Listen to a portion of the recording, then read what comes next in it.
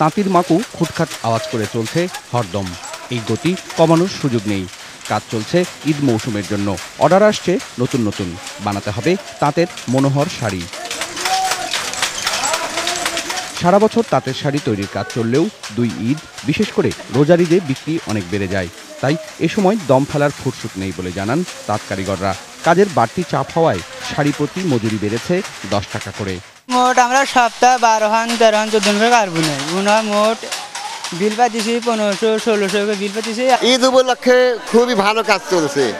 আমরা ফোর্সে কাজ করে যাচ্ছি। এখন দিনে 2-3টা করে বুনাই। আমরা ওই 75 টাকা, আমরা 80 টাকা। আগে ছিল 115 টাকা, এখন 125 টাকা। এই ঈদ উপলক্ষে। অন্যবারের চেয়ে এবার নতুন ডিজাইনের শাড়ির চাহিদা অনেক বেশি। বাড়তি এই চাহিদা মেটাতে প্রস্তুতি বেশ ভালো বলে জানান তাঁতকল মালিকরা। এখন মোটামুটি কাজ হবে। ডিজাইন নতুন নতুন ডিজাইন হইতেছে। এখন ডিজাইনে এখন ধরেন যে রোজার ভিতরে কার ভালো দামে বেচলে আরো ডিজাইন ভালো হবে। এখন 70 পিস 80 পিস করে কাপড় নামবে এই ঈদ উপলক্ষে। ঈদের কেনা বেচা মনে করেন যে মালগুলো যে চাচ্ছে তাকে একবারে দিচ্ছি, না চাচ্ছে আমার ঘরে থাকছে। আগামী কয়েক মাস তাঁতকলগুলোতে কাজের চাপ বেশ ভালো থাকবে বলেও আশাবাদী তাঁত মালিক ও কারিগররা।